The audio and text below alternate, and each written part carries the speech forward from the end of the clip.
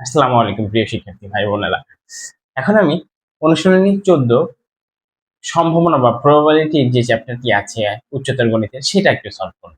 তার 9 নম্বর ম্যাথ বলছে একটি ছক্কা একবার নিক্ষেপ করলে, একটা ছক্কা, এখানে একটা ছক্কা আছে, তাহলে এই ছক্কাটা আমি কয়বার নিক্ষেপ করব? একবার নিক্ষেপ করব। একবার যদি এটা নিক্ষেপ করি তাহলে কি কি পাওয়া যায়? আসলে এক পাওয়া যেতে পারে। আচ্ছা, এখান থেকে শুরু করি। 1, 2, 3, 4, 5 অথবা 6। একও পাওয়া যেতে পারে, দুইও পাওয়া যেতে পারে, 3, 4, 5, 6। তাহলে মোট ফলাফল কত? মোট ফলাফল দেখেন 6।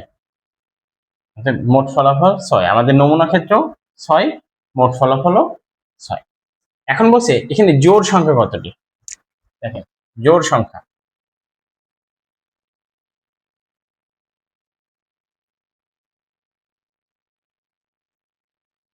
জোড় সংখ্যা সমান সমান 2, 4, 6। আর কি বলেছে? 3 দ্বারা বিভাজ্য সংখ্যা কতটি? 3 দ্বারা বিভাজ্য সংখ্যা। তাহলে এখানে 1, 2, 3, 4, 6, হ্যাঁ, এই নমুনা ক্ষেত্র কত? আমরা নমুনা ক্ষেত্র এভাবে লিখতে পারি যে নমুনা ক্ষেত্র 1, 2, 3, 4, 5, 6। 3 দ্বারা বিভাজ্য। দেখেন এইটাকে 3 দ্বারা ভাগ করা যায়, এটাকেও 3 দ্বারা ভাগ করা যায়। অতএব 3 আর 6 এটা লেখা যায়। এখন দেখেন বলেছে এখানে এই জায়গাটায় ওই সেটের ম্যাথে আপনার চলে যেতে হবে। সেটের ম্যাথে আমাদের যে ইউনিয়ন সেট ছিল না, মনে আছে? সংযোগ সেট, ইউনিয়ন সেট বা সংযোগ সেট। এখানে দেখেন অথবা কথাটা বলেছে, জোড় সংখ্যা অথবা 3 দ্বারা বিভাজ্য সংখ্যা নিব আমরা। তার মানে এইটা আর এইটার ইউনিয়ন করলে, ইউনিয়ন সেট করলে দেখেন 2 পাবো।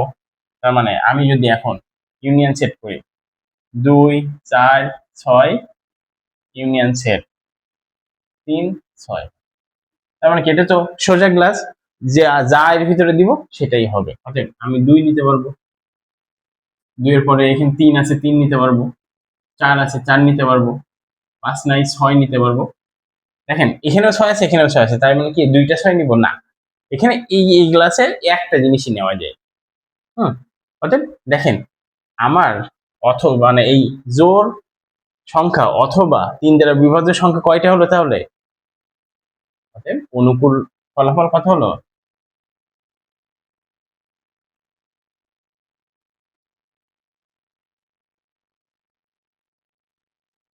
4 হলো। অনুকূল ফলাফল 4।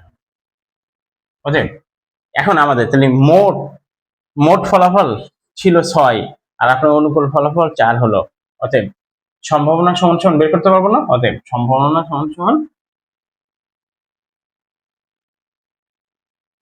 4/6। 2 দিয়ে কাটলে এটা হয় 3, 2 দিয়ে কাটলে হয় 2।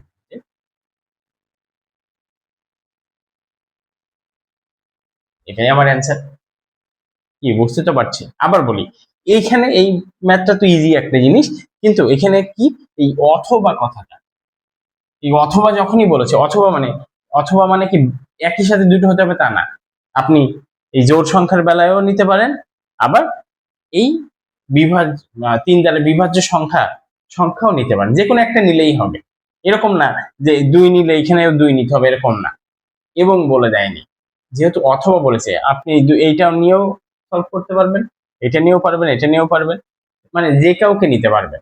আর যদি এবং বলে দিত তাহলে শুধু এই 6 আর এই 6 কমন হতো, তার মানে অনুকূল ফলাফল শুধু 6 হতো, একটা হতো। যেহেতু অথবা বলে দিয়েছে সেক্ষেত্রে এদের সবগুলাই নিতে হবে, কিন্তু কেউ আবার কাউকে 2 বার নেওয়া যাবে না, একের অধিক নেওয়া যাবে না। আশা করি বুঝতে পেরেছি। যদি না বুঝতে পারেন অবশ্যই আমাকে কমেন্ট বক্সে জানাবেন। আল্লাহ হাফেজ।